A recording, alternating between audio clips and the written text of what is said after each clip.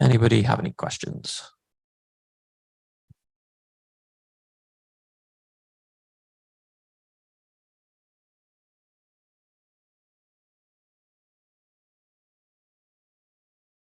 For the first speaker, I would like if you consider or you're studying also the electrical properties of these materials, because we are, well, we consider, for example, or calculate the ice inside the grains for studying ice in the regolith. We use typical mixing formulas that are based on the grains we know on Earth, like sand or other materials. So I would like to know if you have considered this or you're planning to do this.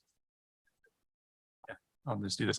So we aren't exactly planning to consider that yet. We are doing IC regolith tests now, and we're doing all of the geotechnical strength tests with different water concentrations, as well as some geophysics. So we're doing ERT on this. But I don't think that's getting at exactly what you're interested in, because it's the shape that is going to be important, and we're not doing that right now because we just have simulants. Sorry, just to clarify better. For example, for the porosity, this has some effect. How do you mean? On the electrical properties of the electrostatics in our simulation, or let's say electrical conductivity? The electrical conductivity, yes. Yeah, I don't know, actually. This is that. Yeah, EM is not my specialty. Good morning, Federico Tosi in from. I have a question for the second speaker, Francesca.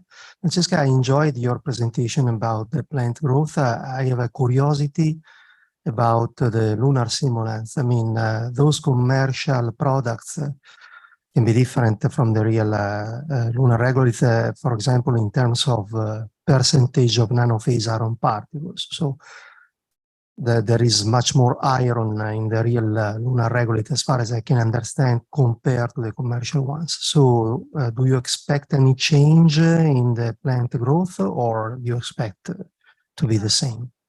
Thank you for your question. It's actually a really good question, because we performed the experiment just with the ESC1A simulant.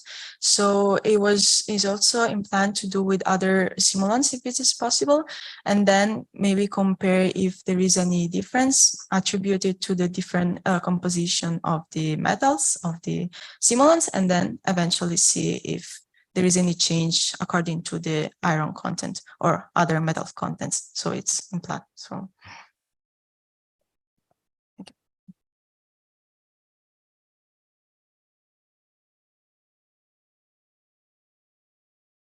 thank you. A question for James. So before the reaching saturation and having the decrease of yield, what sort of yields are we talking about? How much water do you recover compared to what you put in? Okay, so in 25 minutes of heating, we were getting between 50 and 60% of the water being extracted. But as I said in the presentation, with 35 minutes of heating, you were getting 90%. So with microwave heating, it's a simple thing. If you leave it long enough, it will remove pretty much all the water.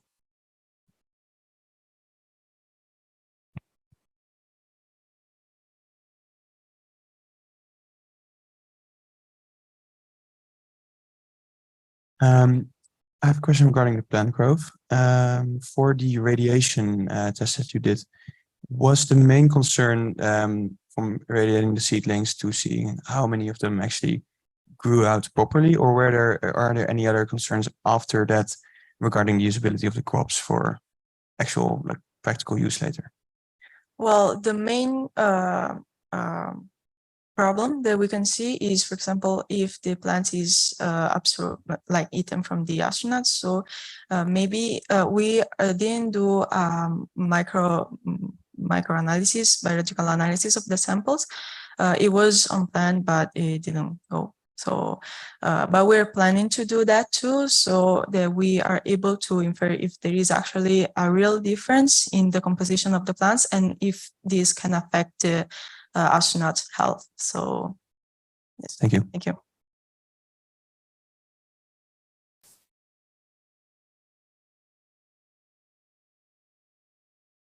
Okay, I think we'll go and have coffee.